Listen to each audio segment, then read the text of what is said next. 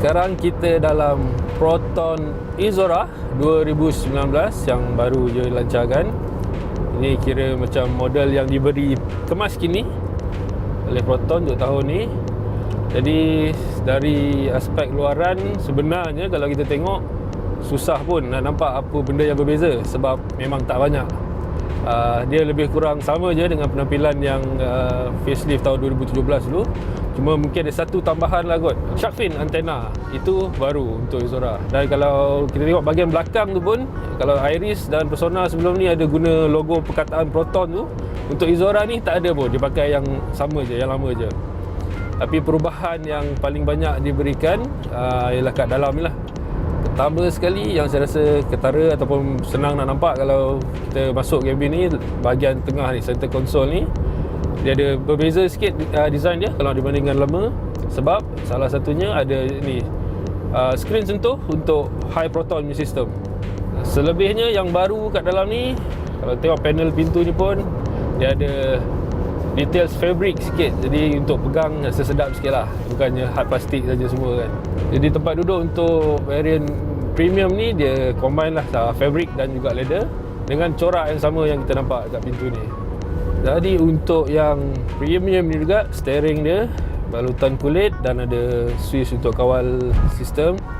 Dia untuk paparan skrin ataupun maklumat pemanduan depan pemandu ni pun sebenarnya yang baru, TFT yang lebih jelas dan senang nak nampak.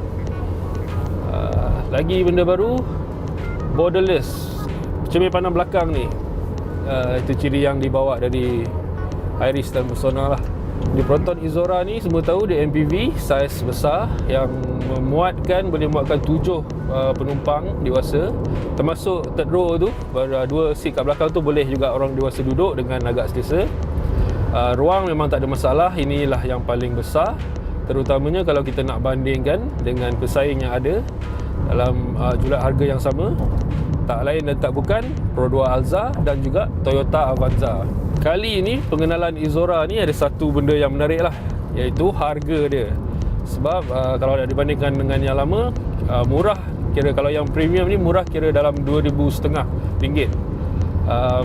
Harga model asas eksekutif bermula RM59,800, kira RM60,000, bawah RM60 sikit. Dan untuk yang premium ni pula dijual pada harga RM67,000. Jadi antara eksekutif dan premium beza dalam RM7,000. Jadi apa benda yang membezakan dua harga ni? Pertamanya, kalau anda ada duit, maksudnya tak perlu susah-susah fikir pasal yang eksekutif tu, terus ambil yang premium ni. Sebab apa? Dua-dua walaupun sama juga, ada 2 airbag je untuk penumpang depan ni. Tapi yang premium ni antara lain dia ada kawalan kestabilan lah, yang eksekutif tak ada. Satu lagi pasal safety juga, untuk barisan kedua ni sebenarnya untuk penumpang tengah dia tak ada 3-pin seat belt, dia masih gunakan tali pinggang yang kat ribber tu. Jadi tu mungkin lebih dekat dengan kereta yang 6 tempat duduk lah berbanding yang 7 tempat duduk yang proper kan. Jadi untuk engine pula sama saja, gunakan engine 1.6 turbo yang sebelum ini. Kuasa dalam 138 HP dan juga 205 Nm. Transmisi masih gunakan CVT. Jadi sikitlah kekurangan yang saya rasa untuk CVT ni. Bunyi CVT tu sangat kuat. Walaupun dalam masa yang sama untuk Proton Izora yang kali ni, Proton kata NVH dia ataupun kadar kebisingan dalam kabin ni dah diperbaiki. Itu betul juga kalau kita nak ambil kira contohnya bunyi jalan tayar dari luar, itu memang sangat senyap.